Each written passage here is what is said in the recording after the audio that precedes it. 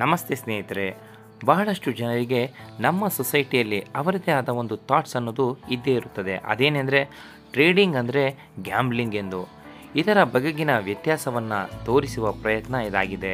ನೀವು ಪ್ರಥಮ ಬಾರಿಗೆ ನಮ್ಮ ಯೂಟ್ಯೂಬ್ ಚಾನಲನ್ನು ವೀಕ್ಷಣೆ ಮಾಡ್ತಾಯಿದ್ರೆ ದಯಮಾಡಿ ಸಬ್ಸ್ಕ್ರೈಬ್ ಮಾಡಿ.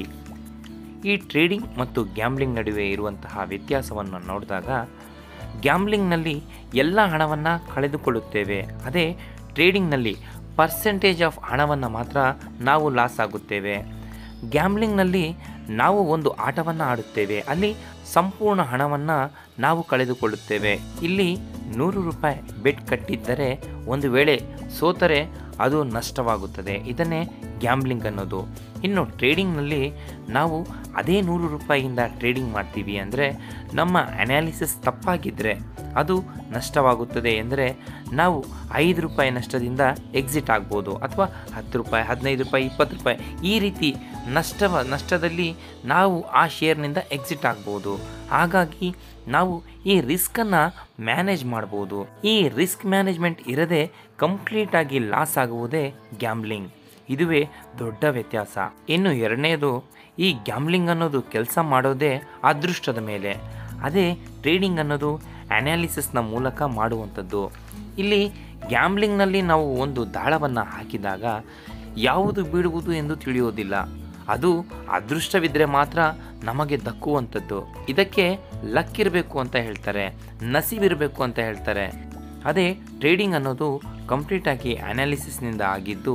ಉದಾಹರಣೆ, ಈಗ ಶೇರು ಮೇಲೆ ಹೋಗುತ್ತದೆ ಅಂದರೆ ಅದಕ್ಕೆ ಬಹಳ ಅನಾಲಿಸಿಸ್ಗಳಿವೆ. ಅಂದರೆ ಹೈ ಪ್ರಾಬಬಿಲಿಟಿ. ಇಲ್ಲಿ ನಾವು ಮೆಜಾರಿಟಿ ನೋಡಿದಾಗ ವಿನ್ನಿಂಗ್ ಚಾನ್ಸಸ್ ಅನ್ನೋದು ಅಧಿಕವಾಗಿರುತ್ತದೆ. ಇದುವೇ ಬೇಸ್ಡ್ ಆನ್ ಅನಾಲಿಸಿಸ್ಗೂ ಹಾಗೂ ಬೇಸ್ಡ್ ಆನ್ ಲಕ್ಗೆ ಇರುವಂತಹ ವ್ಯತ್ಯಾಸ. ಇನ್ನು ಗ್ಯಾಂಬ್ಲಿಂಗ್ಗೆ ಯಾವ ಎಜುಕೇಷನ್ ಬೇಕಾಗಿಲ್ಲ, ಆದರೆ ಟ್ರೇಡಿಂಗ್ ಮಾಡಲು ಎಜುಕೇಷನ್ ಅನ್ನೋದು ತುಂಬಾ ಮುಖ್ಯವಾಗಿರುತ್ತದೆ.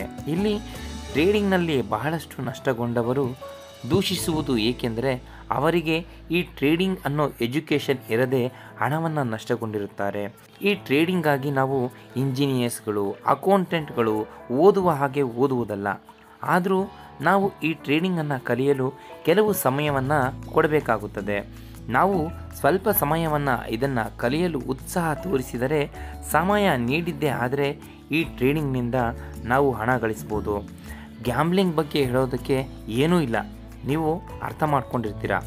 ಈ ರೀತಿ ನಮ್ಮ ಸೊಸೈಟಿಯಲ್ಲಿ ಅರ್ಥ ಮಾಡಿಕೊಂಡಿದ್ದರಿಂದ ಟ್ರೇಡಿಂಗ್ ಮಾಡಲು ಇಚ್ಛಿಸುವಂಥವರು ಆಯ್ಕೆ ಇದೊಂದು ಗ್ಯಾಂಬ್ಲಿಂಗ್ ಎಂದು ಇದನ್ನು ಅವಾಯ್ಡ್ ಮಾಡ್ತಾರೆ. ಅಂಥವರಿಗಾಗಿ ಅರಿವು ಮೂಡಿಸಲು ಈ ವಿಡಿಯೋವನ್ನು ಮಾಡಿದ್ದೇವೆ. ಯಾರೆಲ್ಲ ಸ್ಟಾಕ್ ಮಾರ್ಕೆಟ್ನಲ್ಲಿ ಇನ್ವೆಸ್ಟ್ಮೆಂಟ್ ಅಥವಾ ಟ್ರೇಡಿಂಗ್ ಮಾಡಲು ಬಯಸುತ್ತಾರೋ ಅವರಿಗೆ ಸ್ಫೂರ್ತಿ ತುಂಬಲು ನಾವು ಅರಿವು ಮೂಡಿಸುವ ಪ್ರಯತ್ನ.